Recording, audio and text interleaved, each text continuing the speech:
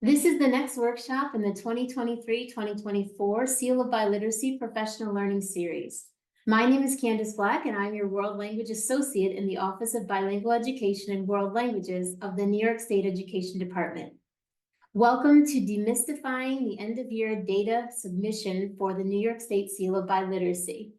At the end of each academic year, schools must report their SEAL data to OBEWL to obtain the SEAL stickers to put on the diplomas and the medallions to distribute to students for graduation. SEAL coordinators submit this information on what's called the end-of-year data form in the late spring or early summer. This sometimes arduous process of gathering and entering the data can be streamlined to ensure accurate and timely reporting, as well as to avoid overburdening the SEAL coordinator during an already busy time of year. Each part of the form will be unpacked, while strategies for recording, record-keeping, and cross-checking data for errors will be discussed. In the second half of the webinar, participants will work in small breakout rooms to complete a challenge exercise designed to hone their skills in completing the end-of-year data form. There will be ample time for participants to ask questions. Before I introduce my co-presenter, I'd like to thank Winxiao Zhang for her help in assisting with this webinar. I have the pleasure of presenting today with a colleague and a friend, Anna Stooks. Anna, would you please tell us a little bit about yourself and begin the webinar?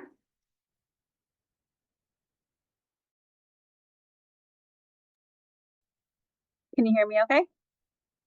All right.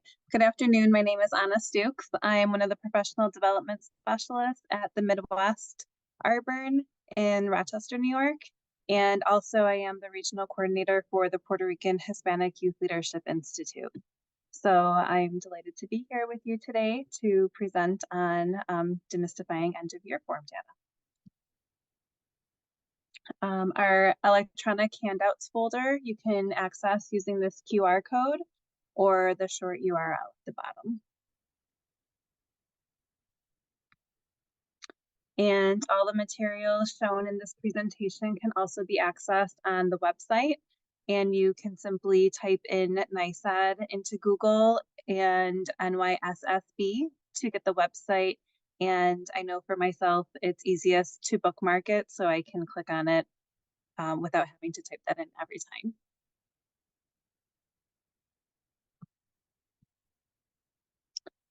Also, to facilitate any questions that you may have throughout the session, please use the link. I believe it should be in the chat now for the question form. And if time permits, then we'll be able to field those questions today. If not, it will become part of an FAQ. So we have quite a few goals for today. I'm going to move my bar here so I can see them all. So our first goal is I can find the end of year data form on the NYSSB website. I can identify the submission window for the end of year data form. I can explain the rationale behind the SEAL coordinator providing a copy of the end of year data form to the district data coordinator. I can explain the color coding of the end of year data form in terms of which cells must be filled out and which are auto-calculated.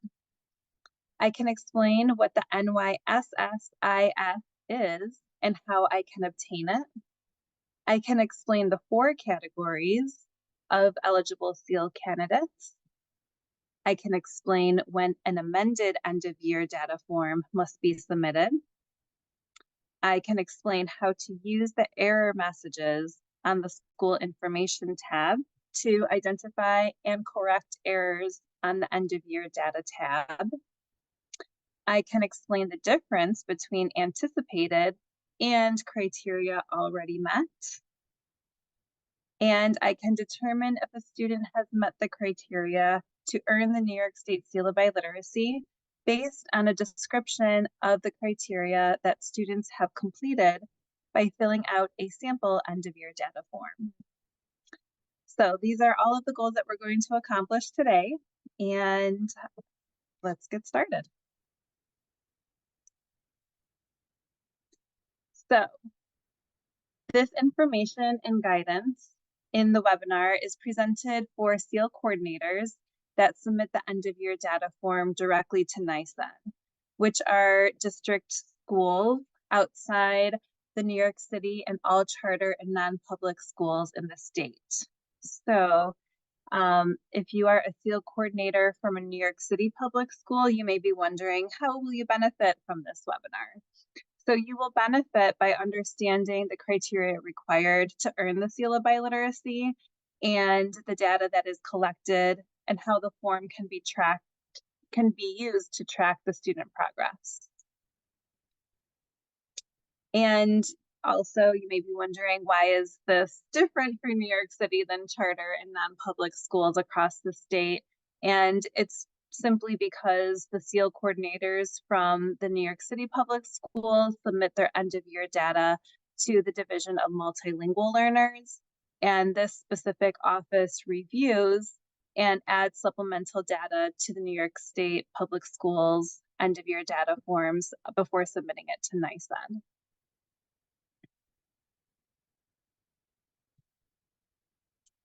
Okay, so where can I get the end-of-year data form?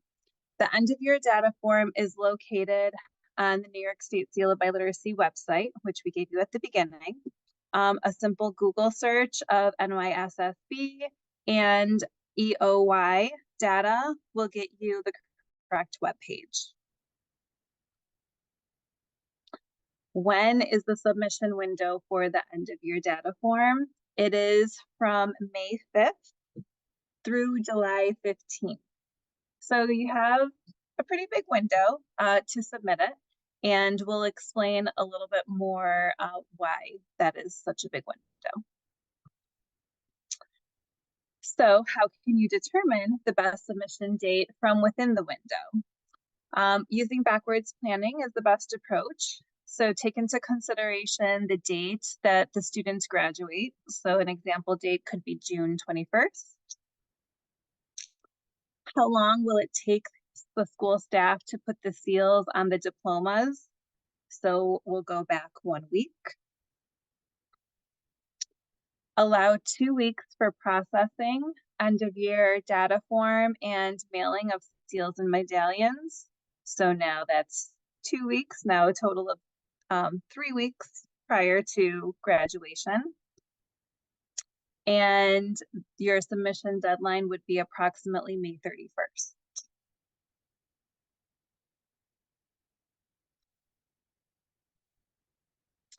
How is the end-of-year data form submitted? So the end-of-year data form is an Excel workbook that is submitted to OBEWL as an email attachment to NYSSB@NYSSB.gov. It is not recommended to submit the form as a link, as you are able to access it through the website. This will cause delays, so submitting it as a workbook is the best way to submit the end-of-year data form. The data tracking process. First, you'd like to request data points on incoming seniors. So requesting data on New York State Seal of Biliteracy candidates. You'll need the NYSSB number, gender, graduation year, race, ethnicity, ELF status.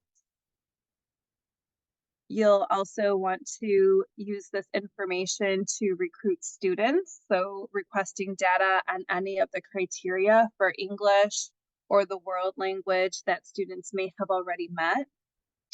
Using course averages for ELA 11, checkpoint C world language, and exam scores for the ELA Regents, NYSSB slot, AP or IB, English or world language. So requesting the NYSSB numbers from the data coordinator for the students pursuing the Seal of Biliteracy is an important aspect of the end-of-year data form that you will definitely need. Entering the data on the end-of-year data form and use this to track student progress. So these are just some nice visuals to be able to keep you on track in terms of the important data points that you will need for the end-of-year data form. And who is the best person that can provide this data could be a school counselor or the district data coordinator, especially for the NYSSB number that you will need for each student. Why should I share a copy of the end of year data form with my district data coordinator? This is important because SEAL coordinators will submit the end of year data forms, again, between that window of May 5th to July 15th. And many SEAL coordinators are 10-month employees, typically teachers who do not work in the summer. So if there is a discrepancy after the SEAL coordinator has finished work for the year, NYSSB has to be able to have a contact that is familiar with the end of year data form to resolve the discrepancy in a timely manner.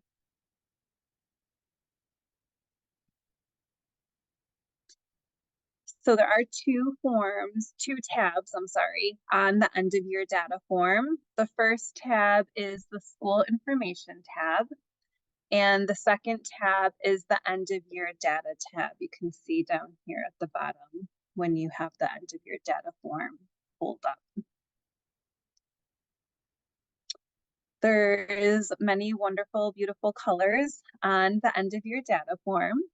And the cells are shaded that are shaded with a color other than gray must be filled out by the SEAL coordinator. The gray cells are auto-calculated fields, and so they can't actually be changed by anyone in the form. The auto-calculated fields in gray serve as a confirmation that the form has been filled out correctly. The other colors, orange represents the school and SEAL coordinator information. The lavender represents the electronic signature of the building administrator designee. The green represents the data summary, and the pink is for the error codes. So we'll go through each of those colors to be able to understand how to complete the end of year data form best. The orange section of the school info tab, remember there are two tabs, so the school information tab, the orange section you complete with the district name, school name, person with the medallion, who the medallions should be sent to, the address of the school, and as you see, this here is in gray, so that will be auto-calculated based on the information that is inputted to the end of year data form.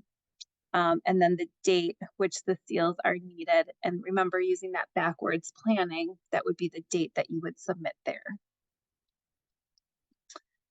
So just to highlight again, this field auto-calculates in the gray the total number of seals and medallions to be sent based on the information entered in the end of year data tab. Keep in mind that the number of seals to be sent are only for those who have met the criteria upon submission of the end of year data form. Any anticipated candidates will only receive their seals once they have completed all work toward the seal. So if you have any students who have not met all the criteria by the time you submit the form, then they will not be reflected in this gray area.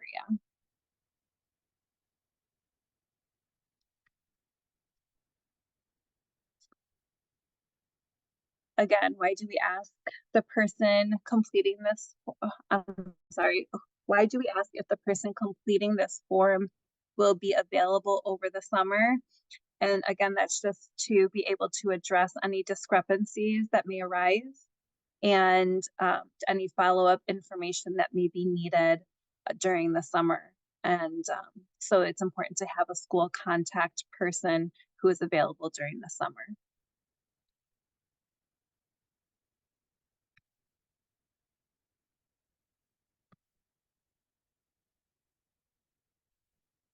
And also the person needs to have access to the final end of year data form. So when the data form is submitted, the data person or the person who's going to be using this information during the summertime needs to be included in that messaging so that they can have the most up-to-date data form as well for their school or their district.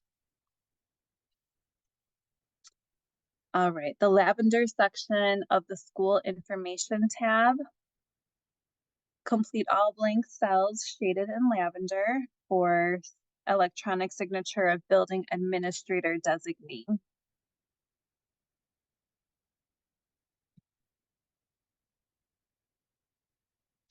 Generally, the building administrator designee who submits the form is the school coordinator.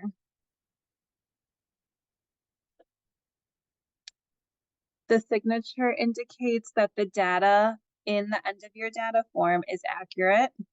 A copy of the end of year data form has been sent to counselors and the district data coordinator, and the superintendent has been notified of the submission.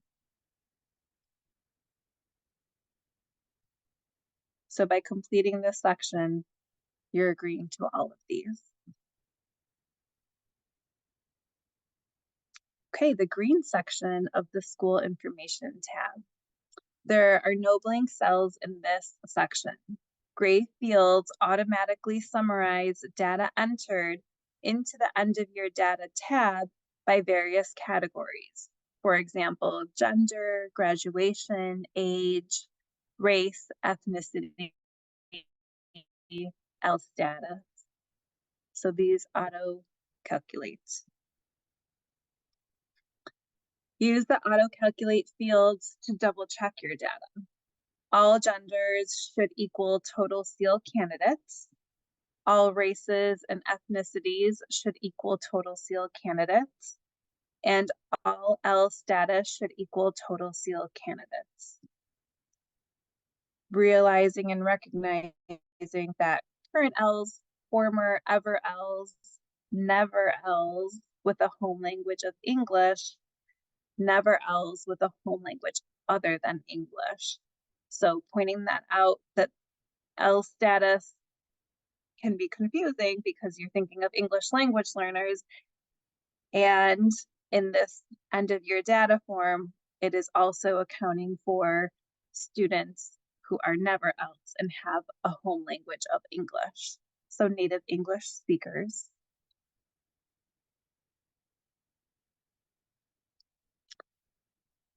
The data summary can be used by schools to quickly report information on SEAL candidates. For example, for Board of Education presentations, and just being able to quickly access that information at a glance. The pink section of the school information tabs is for the error codes displayed in the gray fields that auto-calculate based on the data entered on the school information tab. So use the information displayed to correct entries before submitting the form.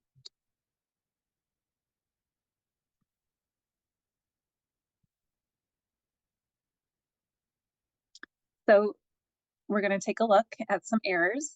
So here it says, does every student have a unique 10-digit NYSSB number? And there is an error code presented. The error 1 is that NYSSB does not have 10 digits. This is too few or too many digits. There are students with the exact same NYSSB number. So this can be possible in different circumstances. So that's why it's important to double check that NYSSB number. The NYSSB number is typically different than a school ID number. A school ID number is unique to the school district. The student's NYSSB number is unique to their state ID number. So they cannot be replicated. So for example, if a student from Brooklyn comes to Rochester, they will still have the same NYSSB number, but they could have a different school ID number from Brooklyn and a different school ID number in Rochester.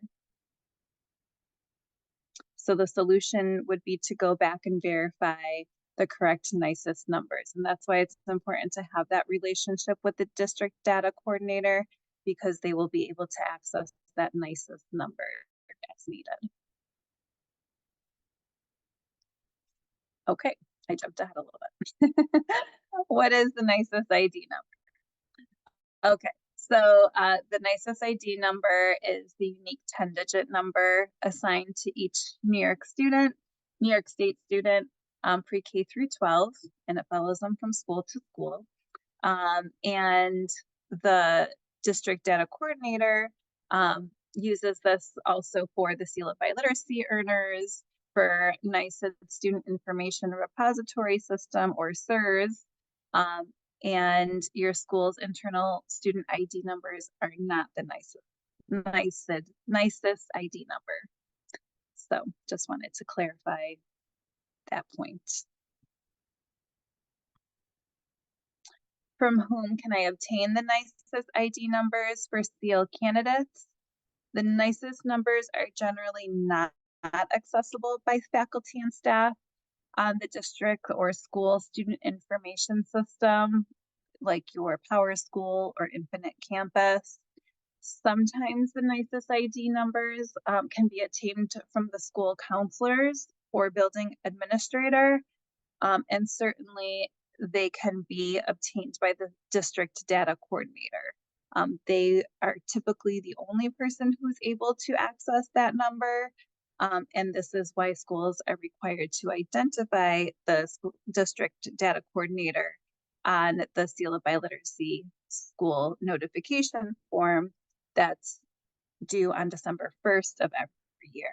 That way, there's not much of a scramble at this time of the school year when testing is happening and there's other activities going on that the district data coordinator may be needed for, and might be a little more difficult to track them down. So if you're able to get the NYSSB number for that December 1st submission, then it kind of helps you streamline the process for this time in the spring, when the end of year data form is due.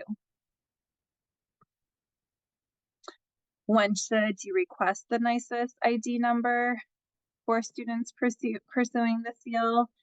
It's recommended for the SEAL coordinators to request the NYSSB number for all the SEAL candidates as soon as they commit to pursuing the SEAL.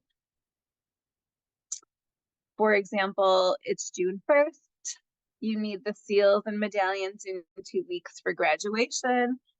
The email, your email to the district data coordinator to request the NYSSB ID numbers comes back with a response of an away message, and the district data coordinator found that time of the year to be an opportunity to escape for a week or so, and won't actually be able to provide you with that information for a delayed period of time. And so graduation dates don't typically change, so it might be a little difficult to be able to get that information in the time that you need it.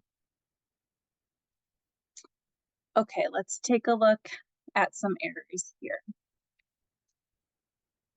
A common error on this form is leaving a cell shaded in a color other than gray blank. These errors indicate that one or more students entered onto the form have a blank where data is required in the gender, race, or L status columns.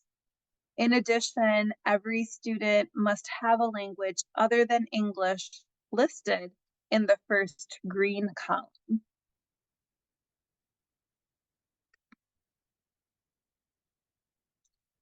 And I'm going to pause here and have Candy take over. Thank you, Anna. We're now going to move on to common pathways for world language students. On this screen, you can see our criteria document to earn the Seal of Biliteracy in which the first two columns reference the English criteria and the second to the world language criteria. For your convenience, we've highlighted in yellow the most common pathways for students who study a world language to complete the SEAL criteria. In yellow, we have our English criteria, which include an 80 or better on the Regents exam, completing 11th and 12th grade ELA courses with an 85 or better, and presenting a culminating project.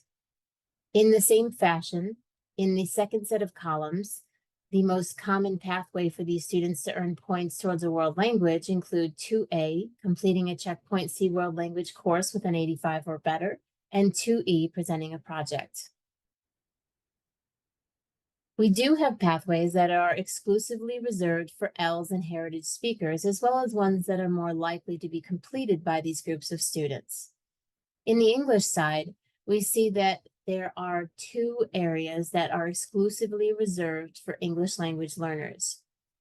1A, an English language learner can score a 75 or better on 2 Regents exams other than ELA without translation to earn a point. For 1B, ELs can also earn an overall score of 290 or better on the NYSSB exam that is taken during 9th through 12th grades. Please note that these two criteria are not available to students who are not English language learners. Now in 1D, we have a variety of English assessments that are available.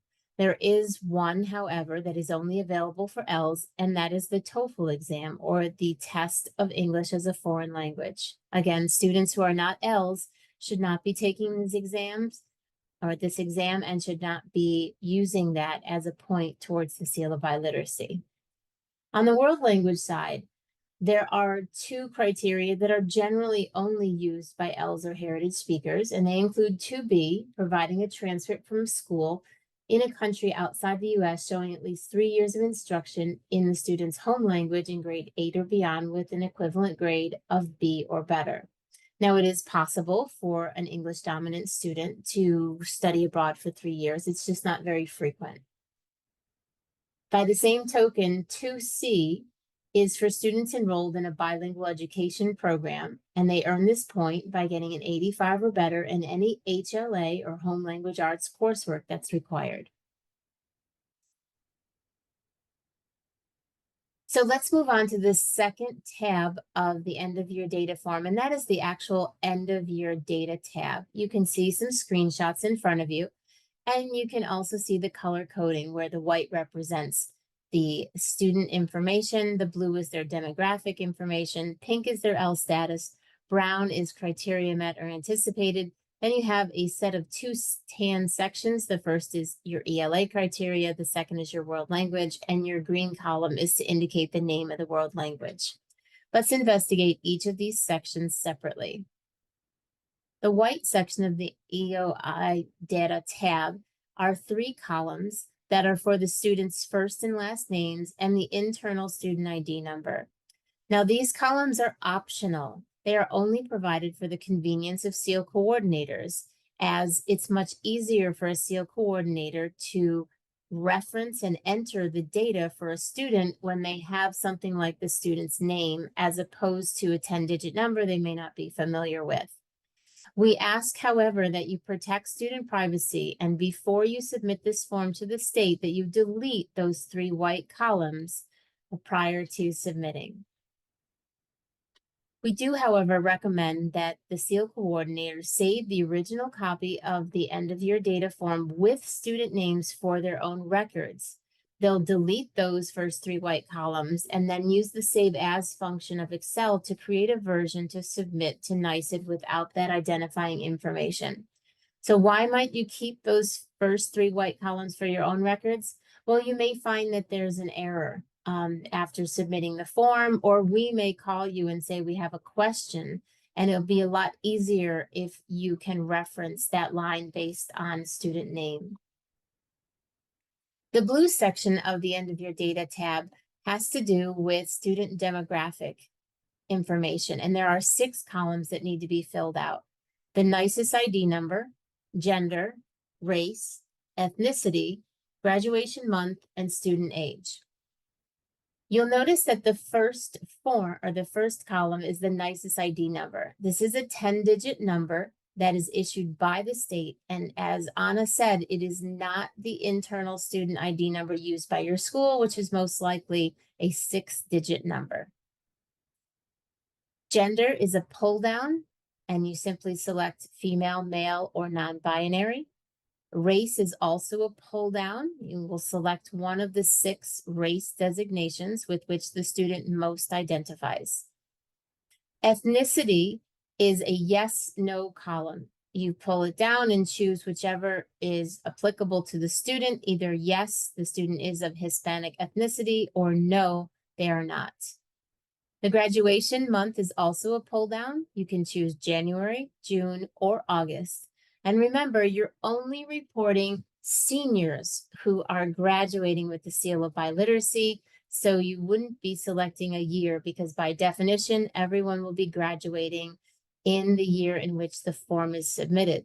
This is important in case you have students who complete the work of the seal early, for instance, in junior year. You wouldn't report those students until the year in which they will be graduating. The last part of the demographic blue section is student age. This is a yes/no pull-down menu. You would select yes if the student is less than 21 years of age as of September, that is the default, or no if they're older than 21 years in September in the year that they are currently in. Now, you might ask, why do we need student age? And the reason is because we triangulate the data that you submit to us with other data that we have. And there is an issue with that other data that when we pull SEAL candidates from that data, it doesn't pull students who are over 21. And so by entering this data on your spreadsheet, it allows us to realize why the data is not there, and we don't have to call you for a discrepancy. Now, I want to address why the NYSSB column is shaded pink when it's in the blue section. The pink indicates that there is some kind of issue with the data, and this is the default position. What happens is when you enter in a unique 10-digit NYSSB number, the cell then goes blue. If the cell remains pink, then it's a signal that either the NYSSB number has more or less than 10 digits, or it's a duplicate NYSSB number and you need to go back and fix it. Again, I already addressed why we're asking you to submit whether students are 21 years of age or older. So let's talk a little bit about the clarification of the reporting of demographic data. We do collect data on SEAL candidates relative to their gender, ethnicity, and race. And we compare this data against the same data for the entire statewide cohort of students who are graduating. We do this to identify how well NYSSB, as well as districts and schools, are doing in recruiting SEAL candidates. So we'd like to see that the SEAL candidates are representative of the overall graduation cohort. And by taking a look and comparing these two data sets, we can take action to continue to improve our efforts to recruit and support as many students as possible to pursue and achieve the SEAL. We do encourage schools and districts to ask their SEAL candidates how they prefer to be identified for these categories. So for instance, for gender, asking students whether they want to be identified as male, female, or non-binary, as well as asking students with which race and with which identity they prefer to be identified. Now, NYSSB collects data using 6 race designations listed here on the screen: American Indian or Alaska Native, Asian or Native Hawaiian or other Pacific Islander, Black or African American, Hispanic or Latino or of Spanish origin, multiracial, and white. Students can choose to identify as Hispanic or Latino or of Spanish origin as both their race and or their ethnicity. This provides flexibility for a student to identify as they would prefer. So we say this because sometimes this is a source of confusion, as the federal government designates Hispanic not as a race, but only as an ethnicity. So let's take 3 students. Student A may identify as being of the white race, but of Hispanic ethnicity. Student B may identify as being Black or African American, but also of Hispanic ethnicity. And student C prefers that both their race and their ethnicity be listed as Hispanic. Now, the pink section of the End of Year Data tab has to do with L status. And as Anna already mentioned, every student has an L status, even if they're not an English language learner. The four possible categories are current English language learners, ever English language learners, never English language learners with a home language of English, and never English language learners with a home language other than English. These are pretty self-explanatory. Your Ls are students who are currently identified as English language learners who haven't yet tested out of that status.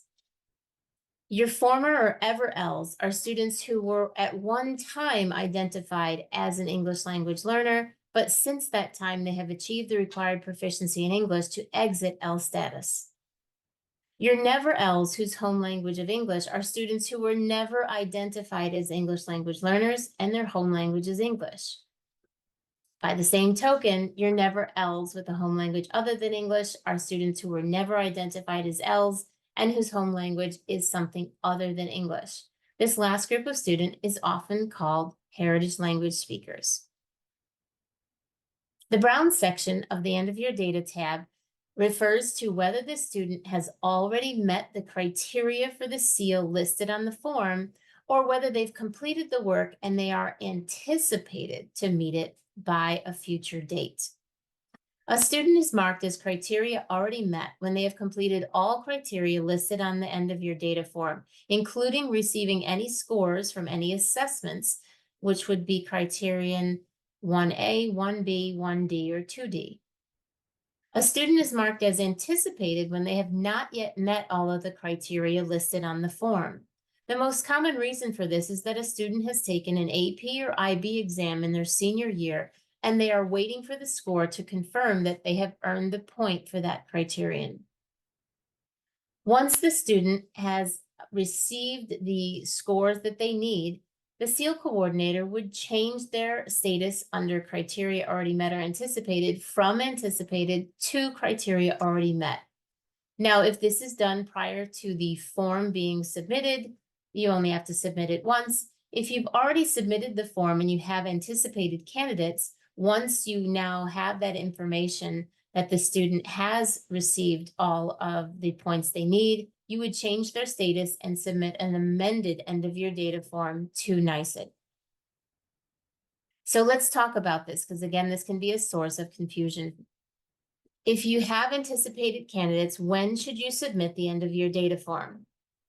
With the exception of students who are waiting for an AP or IB score, or students whose course averages are just below that 85 mark, and the fourth quarter average will make a difference in their overall average, all other SEAL candidates should finish their SEAL work prior to May 31st, but ideally by early May.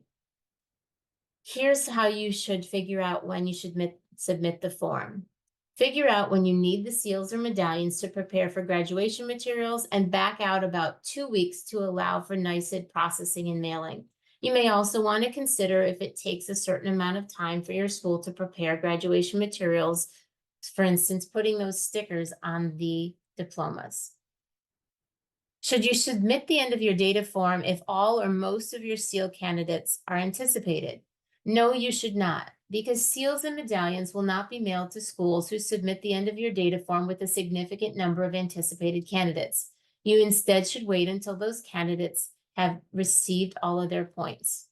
You can submit your End of Year Data form with a mixture of anticipated and criteria already met candidates. In this case, seals and medallions will only be mailed for the candidates who have already met the criteria at the time of submission starting on May 5th.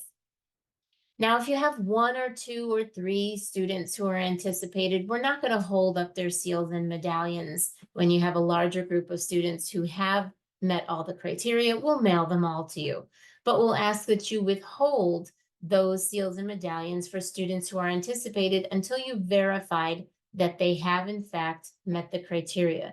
Again, if you have a large number of students who are anticipated, we won't be sending those seals and medallions until we get confirmation from you that the students have met the criteria.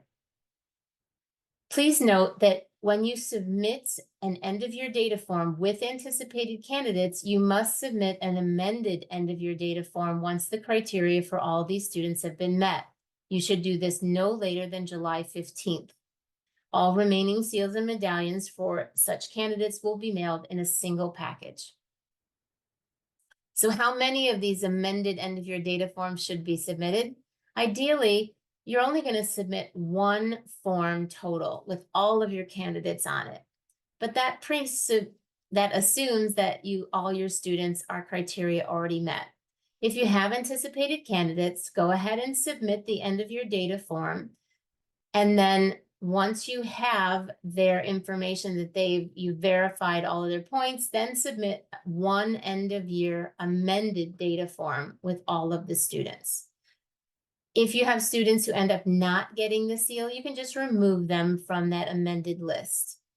Now, if you submit an end-of-year data form and then you realize there's an error, please do submit another amended form correcting the error. We're now going to talk about the first tan section on the end-of-year data tab. This is where you will indicate which of the English criteria your successful seal candidates have met. And there's a couple of different columns, all labeled by the criteria. 1A is your English Regents greater than 80%. This is a pull-down menu. You simply pull it down and you select an X in the box to indicate the student has met that criteria. Students can also do 1A, which is 2 Regents exams other than ELA greater than 75, not in translation. This is also a pull-down menu where you select an X if the student meets the criteria. Remember that 2 Regents exams other than ELA greater than 75 is only for English language learners. So any X that you have in that column should correspond to an English language learner status of current or ever L. Students who are never Ls may not use this point towards the seal. 1B is also a pull-down menu where you select an X if the student has received a score of 290 or better on the NYSSB. Again, these are only for English language learners, current or former. It's important that you reference to double check and make sure that whenever you've entered an X for either of these 2 columns, that the L status says current L or former L. A quick reminder that in order to use 1B as a point for the seal of biliteracy, the NYSSB score that the student received must have been received while the student was in high school. So an L who took the NYSSB in 5th grade and got a 290 may not use that as a point towards the seal of biliteracy because the exam was not taken while they were in high school. There are a couple of additional criteria that we'd like to talk about. The first is 1C, 11th and 12th grade ELA course is greater than 85. Schools may calculate this 85 as either an 85 in each course, 11th and 12th, or a 2-year average of 85 or better. And we don't need you to wait until the end of the senior year to calculate the average. You can use the first 7 quarters. That is the 4 quarters of the 11th grade year and the first 3 quarters of the senior year. If the average is well above 85, there's no issue. You can simply mark an X in the box that the student has met the criteria. If, however, the average is 84 point something, or you're concerned that the 4th quarter average is going to tank the overall yearly average, what you can simply do is mark the student as anticipated and then wait for that 4th quarter average to come in. But for most students, their grade average for the 7 quarters is ample to indicate the student has met the criteria. Now, the next option is 1D. We're going to talk about that in the next slide. So I'm going to move on to 1E, the culminating projects. Again, this is a simple pull down. So you simply put an X in that column when the student has met the criteria. This culminating project is worth 2 points. And because of this, we have a large number of students, about 70% of our SEAL earners complete a project in English. So for the 1D criteria, you'll see there are two columns, English Assessment 1 and English Assessment 2. This is because we allow students to earn up to 2 points for taking two different English assessments and earning the minimum required score. These exams are listed in the SEAL handbook, which is updated yearly. On the screen, you can see we have the Apple exam in English, two AP exams, one on English language and one on English literature, two IB exams, again, one on literature, one on language and literature, the Stamp 4S exam in English, and the test of English as a foreign language, or the TOEFL exam. You simply click into the cell in the column on English assessment, and you'll see it's a pull-down menu, but instead of putting an X, you're actually going to select the name of the exam the student took and earned the score on. Now, again, there's two columns. You're only going to use the second column if students took a second exam. So please don't repeat the name of the same exam in both columns. We want to point out again that certain exams require a significant amount of time before you receive the score when the exam is taken in the senior year. In particular, AP and IB exams can be used for the seal of biliteracy, but when they're taken in the student's senior year, generally those scores are not available until early July. What's problematic about this is that the students graduate in June. And so you would be unable to mark the student as criteria already met at the time that you're submitting the end of year data form, which means that you're not going to have the seal and the medallion to distribute to the student to have at graduation. In fact, what's going to happen if the students absolutely need these points is you're going to mark them as anticipated. Then once you get the scores, you're going to submit an amended end of year data form, and then we will send you the seals and medallions. Now, if you have a limited number of students who are anticipated, I mentioned before, we will send those seals and medallions out, but we ask that you withhold those seals and medallions from your anticipated candidates until you verified those scores. For this reason, we often encourage schools to see if students may have earned the points they need in English without AP or IB exams. For instance, students could get an 80 or better on the ELA exam. They could get an 85 or better in their 11th and 12th grade ELA courses, and they could do a project. And that earns them 4 points, which is more than they actually need to get the seal. So if you have students who are also taking AP and IB exams, but they don't need the points, there's no reason to put them on the form. You should only list them if they actually need them in order to get those 3 points.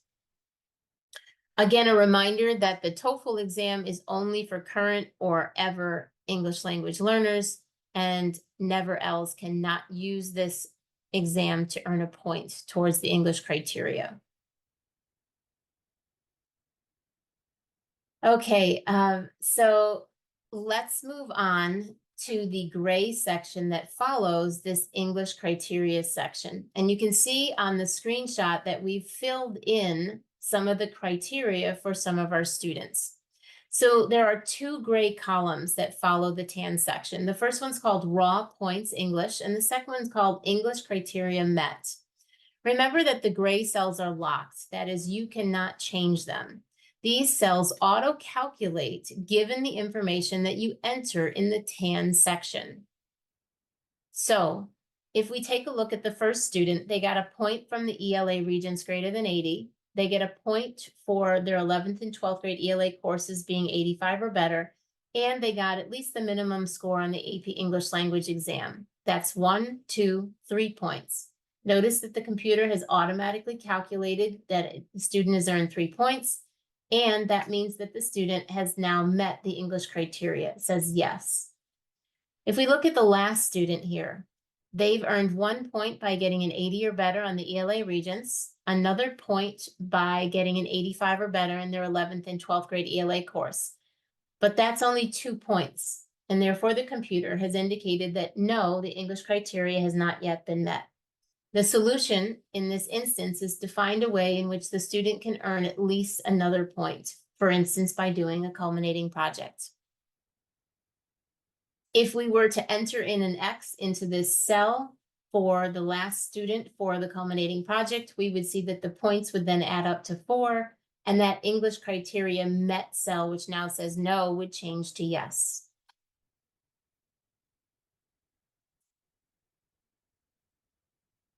Now there is a second tan section on the end of your data form.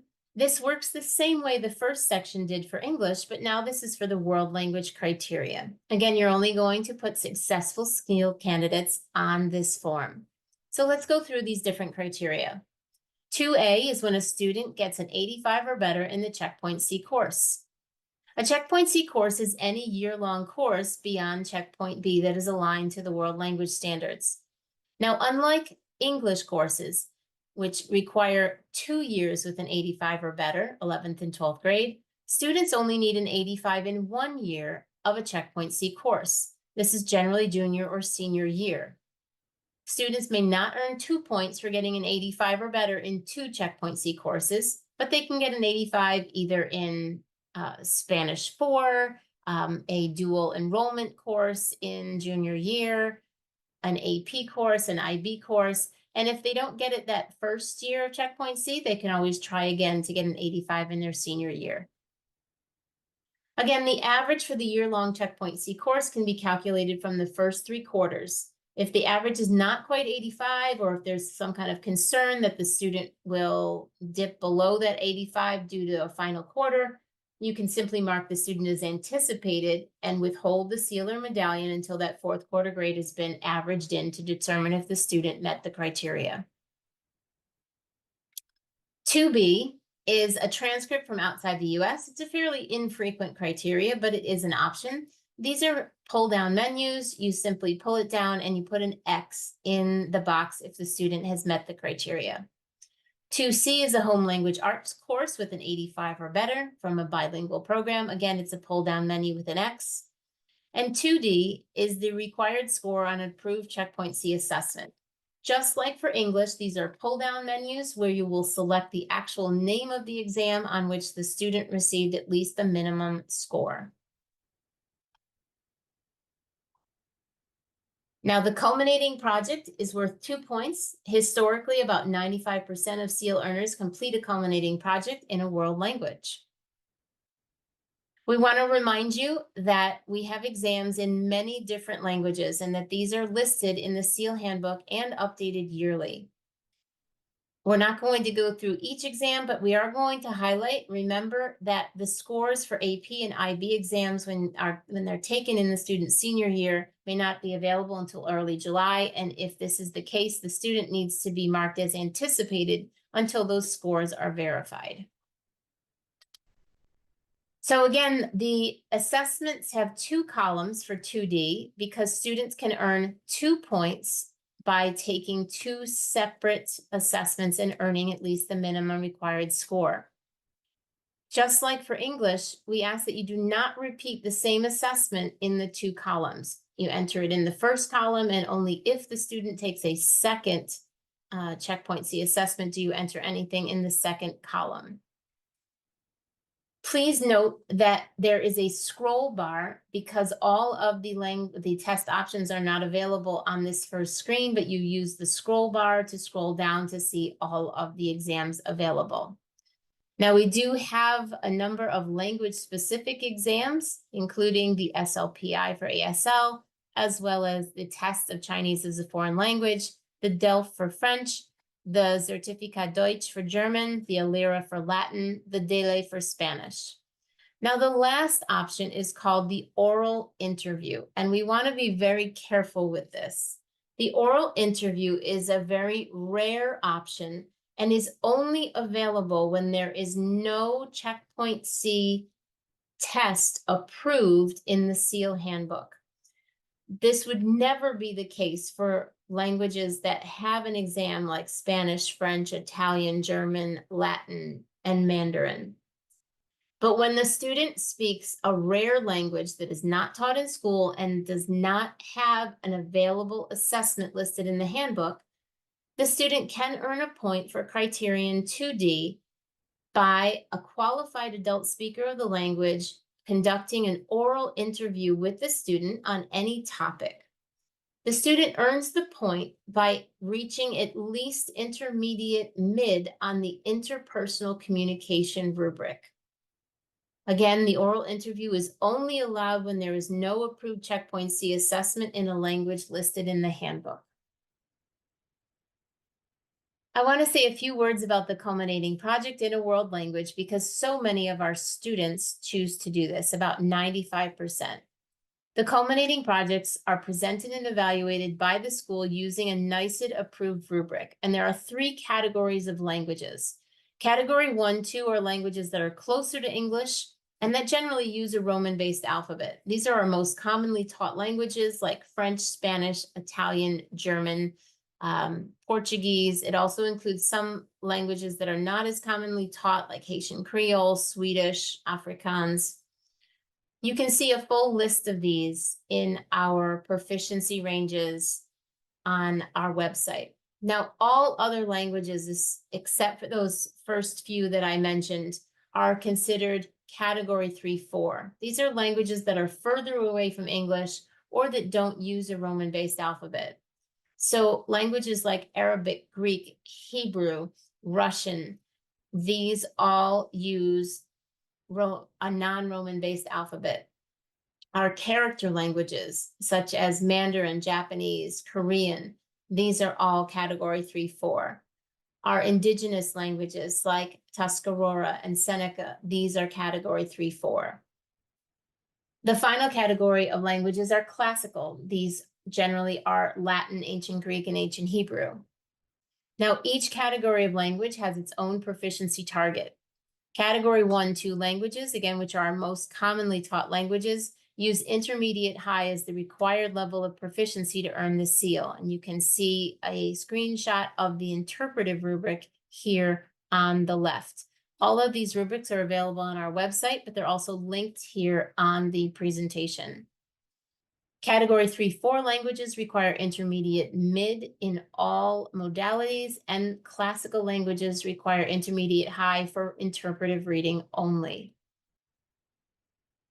So let's go back and refresh our memory about these gray auto-calculate fields that follow the second tan section, which is where you enter the information for your world languages.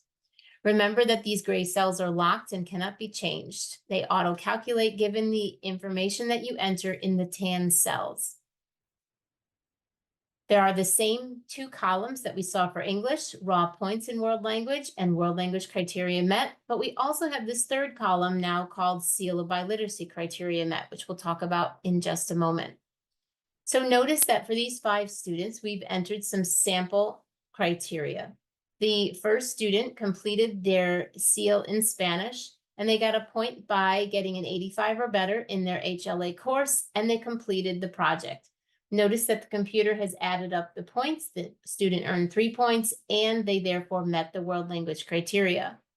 Let's look at this last student, though, who completed work in French.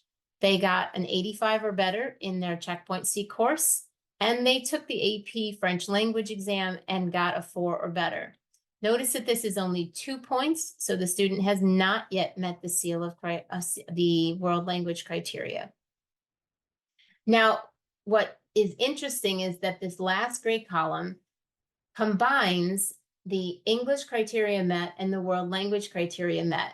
And it says only if both of those 2 say yes, will I also say that yes, the whole seal of biliteracy criteria has met. So this is a signal to you seal coordinators. You're going to want to make sure that this seal of biliteracy criteria met column says yes for all of your candidates.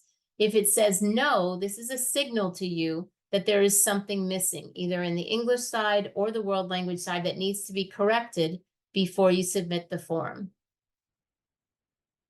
Just a reminder that the green column must be filled in with the world language in which the student is earning the seal. This is a world language other than English, because remember, all students must complete the seal in English, and those are done in the prior tan section. Please fill in the name of the language in the green column. Now, there are additional TAN sections for additional world languages. Yes, students can earn the seal of biliteracy in more than one world language. So we have a second world language set of TAN sections. We have a third world language, and we have a fourth, because believe it or not, 2 students in New York State history have earned the seal of biliteracy in English and 4 different world languages. If your student is only earning the seal in English and 1 world language, you're going to leave these sections blank. If you happen to have some students who are achieving this distinction, though, you would fill in these sections in the same way you did the prior section. Last year, we had 256 students earn the seal in 2 world languages in addition to English. We had 11 students do this with 3 world languages in addition to English. And as I mentioned, we had our second student earn the seal in 4 world languages in addition to English. Again, the general rule is, in order to earn the seal in a language, the student needs to earn 3 points in each language. Now, we do have a final verification of seals earned if we go all the way back to that first gray column on the end of your data form tab. It's labeled total number of students or seals earned by the student. This is an auto-calculate field that counts the number of seals that each student earns. Now, most students will only earn a single seal, so this field will display a 1. Students who earn the seal in English and multiple world language will display the number of world languages in which the student has earned the seal. So take a look at these 2 students down below. The student here in this last row has earned 1 seal. The student in the first row has earned 2 seals. Again, you can't change this field, it automatically calculates. Now, sometimes this field will say 0, even if you've entered in all of the information and students have earned all the points that they need. So why does it say 0? Because this computer will only display a number if you've indicated that the student has already met the criteria. Notice that if it says 0, it probably is because that criteria already met column still says anticipated. If this is the case, it will continue to display 0 until you change the student's status to criteria already met. So we have a couple of helpful hints for you as we close up this webinar. The first one is that the end of your data form is only for successful candidates. We do not collect data on students who attempt the seal but don't actually earn it. So don't enter data for unsuccessful seal candidates on this form. It is okay to track all of your candidates on the form, and then you would remove students who are unsuccessful before you submit the form to NYSSB. Now, please be aware that the form is locked so that we protect the formatting of it. And one of the things you won't be able to do is to delete an entire row. And so this can be a source of frustration if you're using this form to track students and you have an unsuccessful candidate that you need to remove before you submit the form. While you can't delete an entire row, you can go to the first cell in the row you want to get rid of and hit delete, and then tab delete all the way across the row until that student's information is removed. Another helpful hint is to make sure to save and print a copy of the final end of your data form, not only for your records, but you're also going to want to make sure that you send a copy of this form to your head of counseling and the district data coordinator.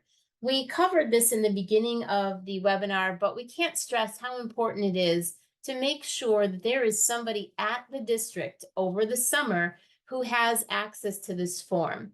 We generally have a number of schools that we need to contact over the summer because of some type of discrepancy.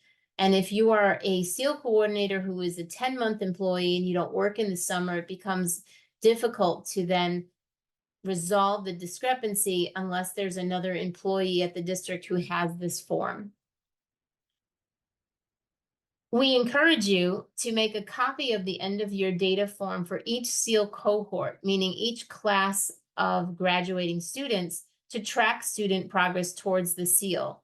So you could have your incoming class of 9th graders and begin tracking those students in terms of the points they've already earned, It's great for recruitment purposes. And this is especially important for students who are current and former Ls who may not be taking a world language course at your school. It's also important for heritage language speakers because those students can be traditionally difficult to identify, as they wouldn't necessarily have an L status and they wouldn't necessarily be in a world language course.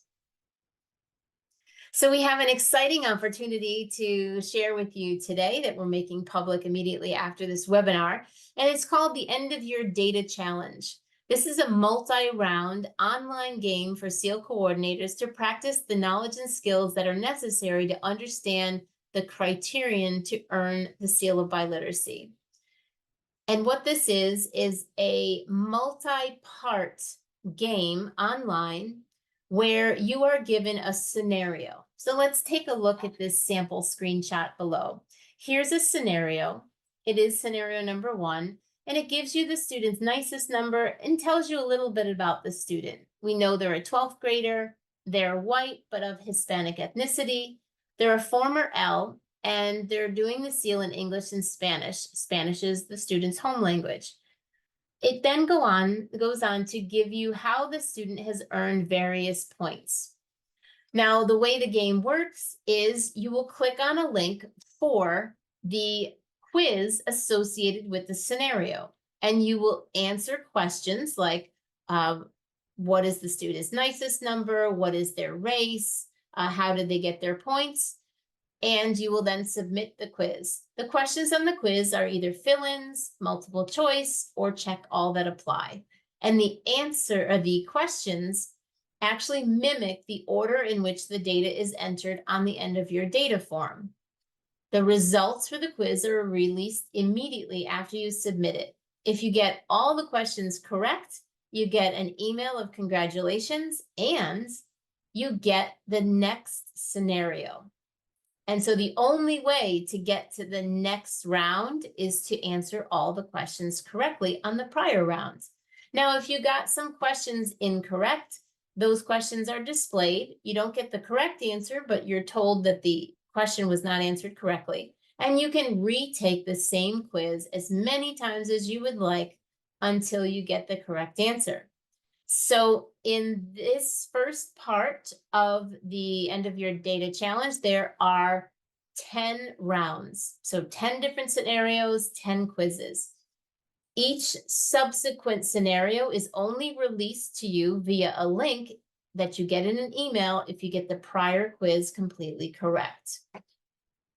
And once you finish 10 rounds, you can get a CTLE certificate for an hour worth of professional development, as well as a digital badge. Now, ordinarily, we would do this right during the session.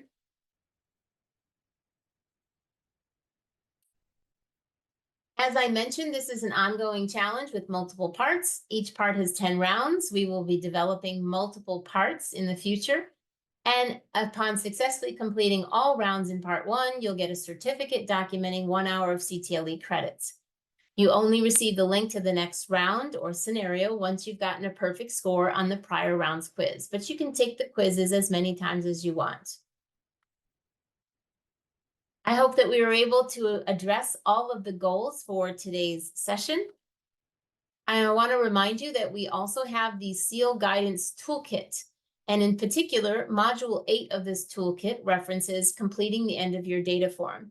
Now, we do want to make sure that you know that this toolkit was developed very early on in the Seal of Biliteracy process, and we have made some updates to this process. So while the modules are generally a good guide to roll out a SEAL program, we do encourage you to reference the webinars, which have the most updated information. Speaking of those webinars, we have quite a few that we've offered this year. On the screen, you can see our 8 prior webinars, all of which are available as recordings, and you can earn credit for watching those recordings by taking the associate post assessment and earning a score of at least 7 out of 10. We encourage you to consider joining the SEAL Forum. This is a voluntary group of SEAL of Biliteracy coordinators. We meet virtually once a month. We offer guidance and support on the SEAL, as well as the opportunity for you to network with other SEAL coordinators across the state. Attendance is completely voluntary, and you receive CTLE credit for any of the meetings that you attend. They are 1 hour offered via Zoom, and they take place once a month from September to June. The join link is available on our website as it is on this presentation. Now, we also want to encourage you to reach out for local assistance on the Seal of Biliteracy.